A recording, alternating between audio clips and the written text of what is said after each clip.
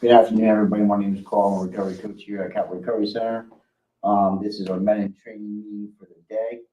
And an article I picked is from AmericanAddictionCenters.org. And the topic is 10 ways to take control of your life in addiction and recovery. So there's 10 ways, 10 tips. And here we go. We'll start into it. In 12-step program, participants are often encouraged to acknowledge that they are not in control of their lives, that instead a higher power is in charge.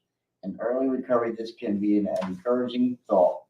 Essentially, the idea is that you do not have to worry about what you are going to do next, or if you will relapse, or how people will respond to you in recovery. All you have to do is to show up, stay sober, and consider each choice that presents itself to you by making decisions based on what is best for your sobriety.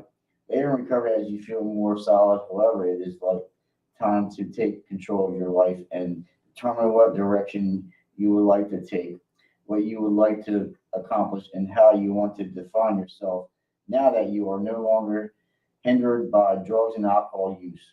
Here are 10 things you can do to begin the process and determine what course you would like to take in your recovery. We'll go to number one.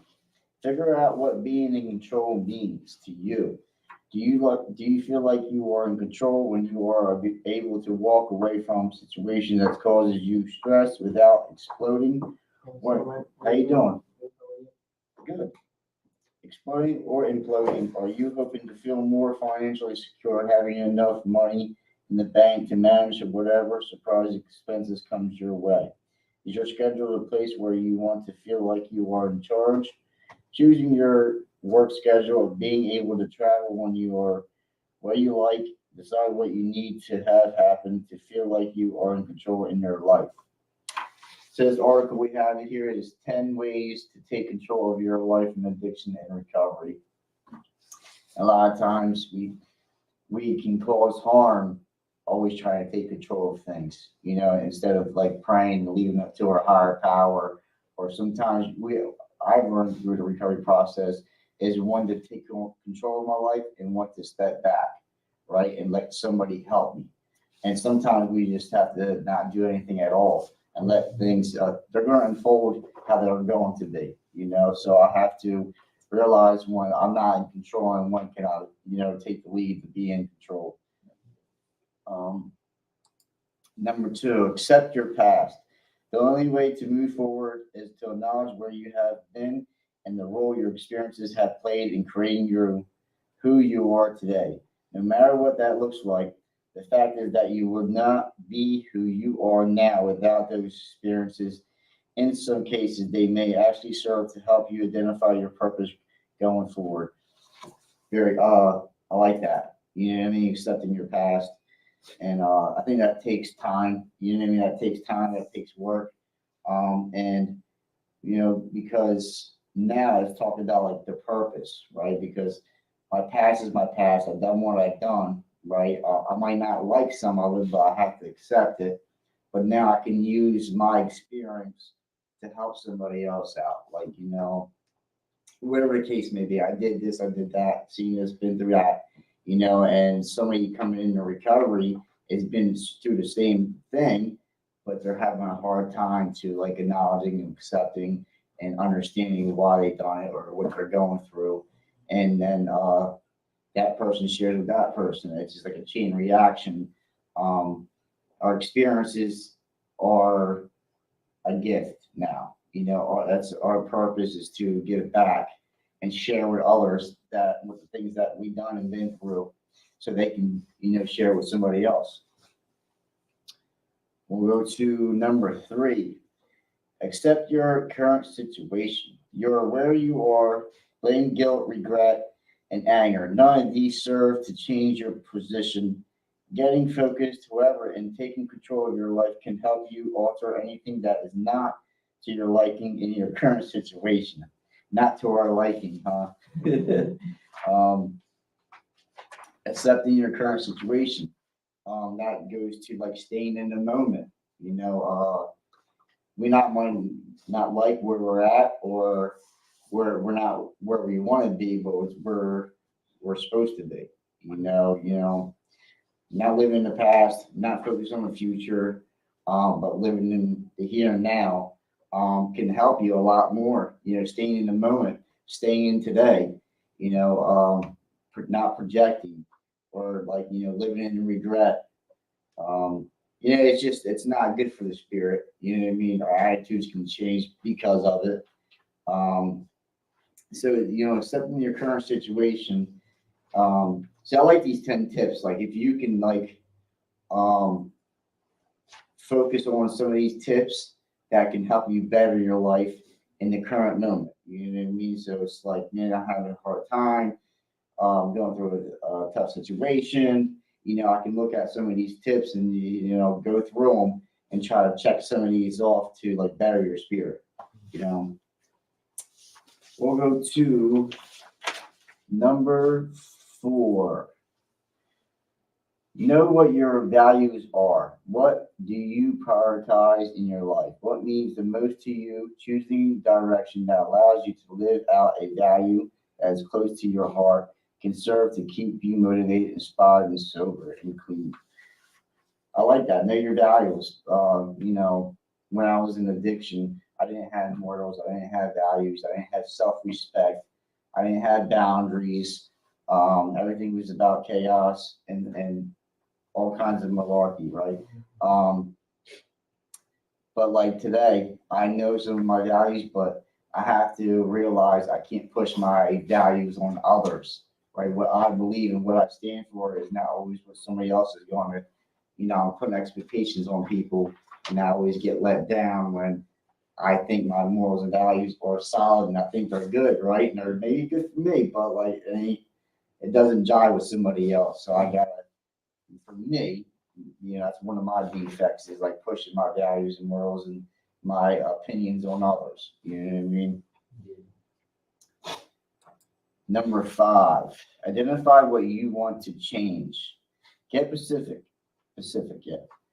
Think about where you live, your day-to-day schedule, what you do for a living, how you feel when you wake up, and how you feel when you are with people who play the largest roles in your life.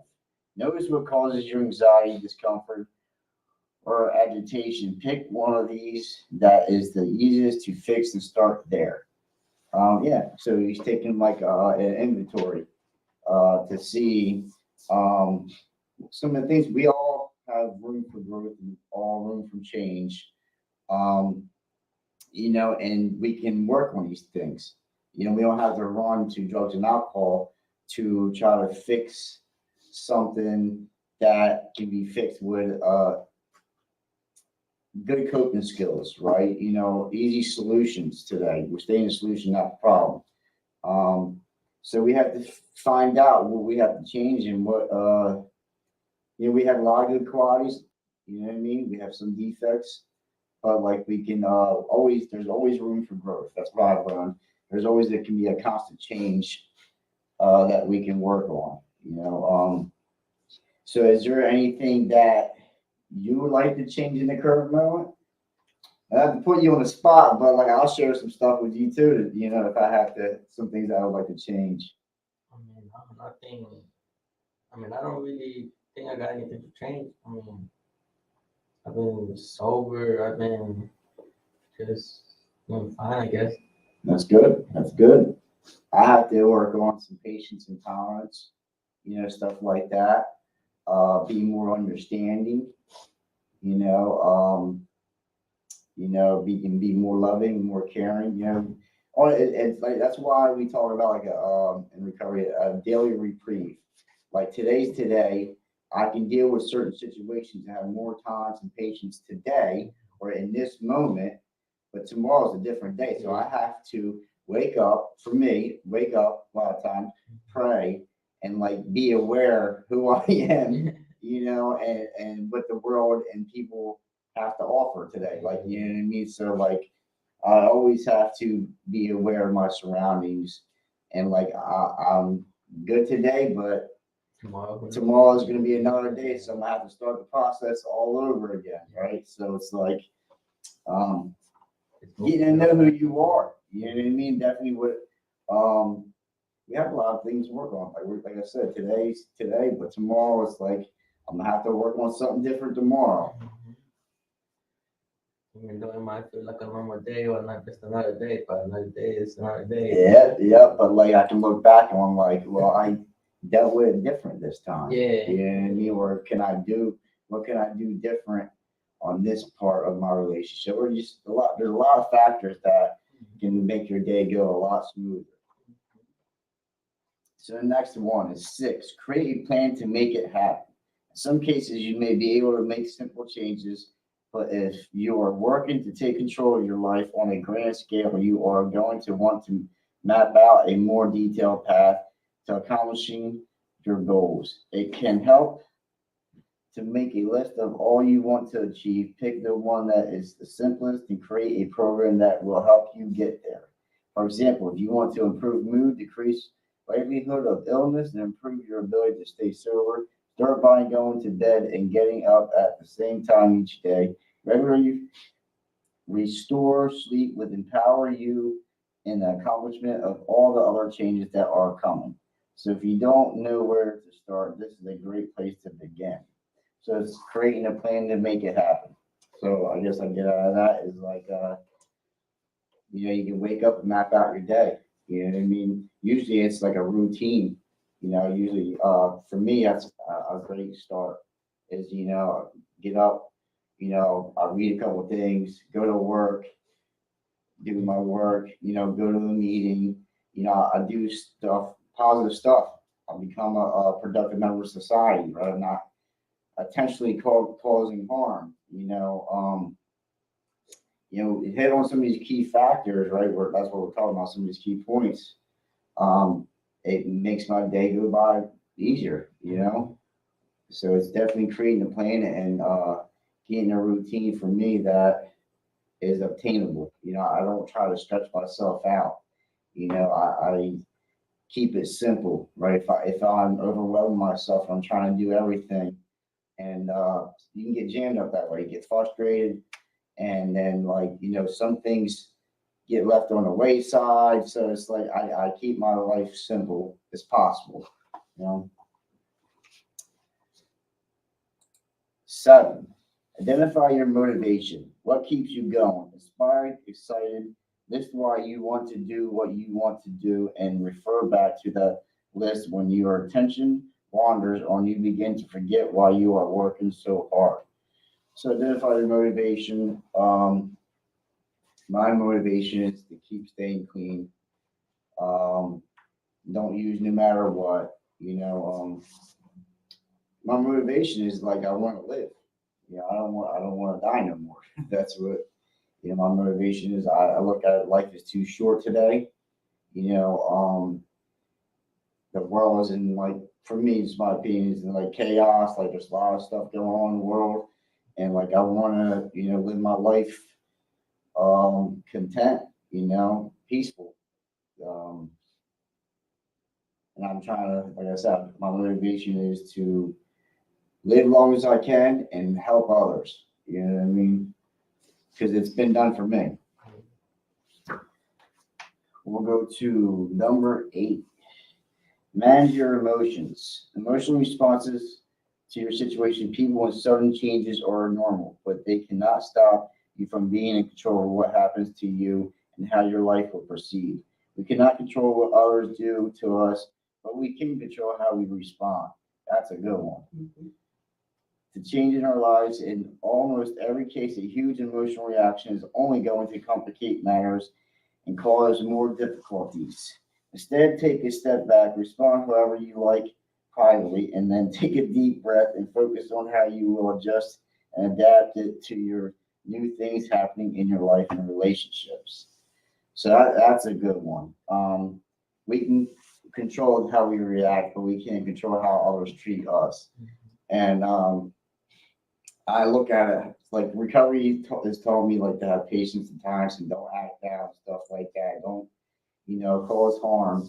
But what do you do when stuff is hitting you right in the face, right? You're getting disrespected. This happens. This, right? And it's like, how do I not react? Right? How do I react in a decent way? That stuff's hard. That stuff don't happen overnight. That takes practice. And like most of the time it's just like walking away. But like I have to work on how I react to things. Because I can go flipping out the mouth, waving my hand, getting frustrated, but like what's that going to do? Right? Somebody's going to get hurt, right? Or somebody's going to lead to jail, can lead to death. It's just the pros and cons.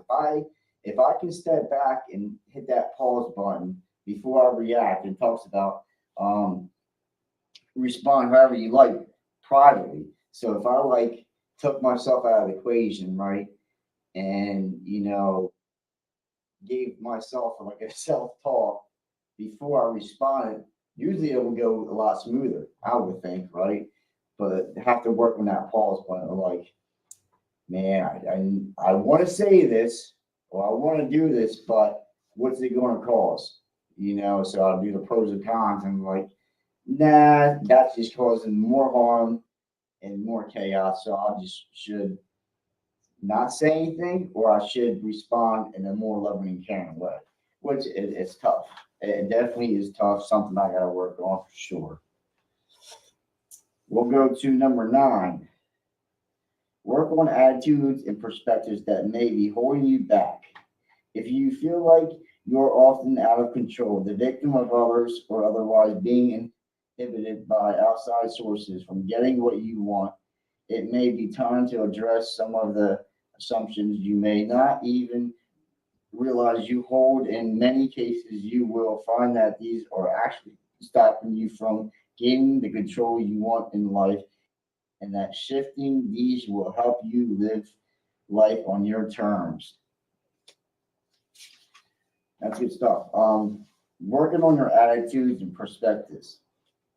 I think we all need to work on our attitudes and our perspectives. We always need a attitude adjustment. I sure do sometimes, right? If my perspective is one way, and I'm not looking at it on your perspective, or not putting my foot in your shoes, and looking at it on a different way. Usually, what it is, I'm closed-minded, right? And usually when we get closed-minded, well, we don't have room for change. We don't have room for growth. So I have to be willing to listen and listen without judgment, and really, listen to you and take into consideration how you're feeling, what you're thinking, and sometimes apply it to my life, So it's always definitely good to have a attitude adjustment, right? And I definitely keep an open mind for a different perspective. Very important. We can't run off of our own juice and have it one way, because it just doesn't work that way. And we'll go to the last one is number 10. Prioritize self-care, getting good sleep, quitting smoking, getting and maintaining a healthy weight, seeing a doctor regularly, getting under dental checkups, undergoing recommended mental and physical health screenings, making of positive choices that help you to stay healthy will help you to be at your best no matter what comes your way. When you're taking control of your personal health and wellness, you're in a better position to take control of your other areas of your life. And I agree with that. If you're taking care of yourself, we're not using drugs and alcohol, we're eating healthy and we're sleeping good. We're touching on our things in recovery. Like, why would you want to use drugs and alcohol? Sometimes it happens that we use drugs and alcohol when things are bad, when things are good. You know what I mean? But like, I realized today that drugs and alcohol is not going to fix my life. Whatever I'm going through, it's not going to fix it. It's only going to make it worse. And taking care of ourselves, is important mentally, physically, and spiritually. If we touch on them 3 things, we're unstoppable. I've learned in recovery, like sky's the limit. We can do anything in recovery. We have a lot of tools, we have a lot of resources, we have a lot of help. But self-care is very important. You don't keep yourself last. You always got to keep yourself first in most cases, because if you don't take care of yourself and if you don't put your recovery first, that'd be the first thing that goes. And there's a little part here that says, what will you do first to take control of your life and recovery and make your day-to-day experiences everything you want and need it to be? So I want to ask you for self-care. Do you do anything for self-care? Yeah, like let's say if I don't get good sleep, like I try to get like try to get a nap in, During the day? Yeah, like let's say if I woke up like grouchy or something like that, like Mhm. that may affect others later on. Like Yeah. if I do hang out with people and like my grouchiness, like Rub it off on people. yeah, Yeah. so I rather like he says in the article, like get your rest so it won't like something things said about affecting people or something like that. Yeah. Yep. It can affect you because you're like, yeah, we're attitudes Yeah, yeah. change. Yeah. But then we're grouchy and we're upset, whatever. And then Mhm. sometimes we take it out on other people. Yeah. And then we got a situation there, all because just sleep. Yeah. You know what I mean? So it's always good to get rest. These things are important. Getting sleep, eating good. I gotta work on that myself, eating better. It makes you feel good. Regular exercise and stuff like that. Keep yourself healthy, man. And that was our end of our article, man. I appreciate you coming in, Giovanni. It's always good to see you. That was our men in training meeting for the day, and that's 10 ways to take control of your life and addiction recovery. And the article is by AmericanAddictionCenters.org. So if you like this article here, AmericanAddictionCenters.org. And my name is Carl. I'm a recovery coach at Cap Recovery Center. And that's it for the day. See you later. Mm.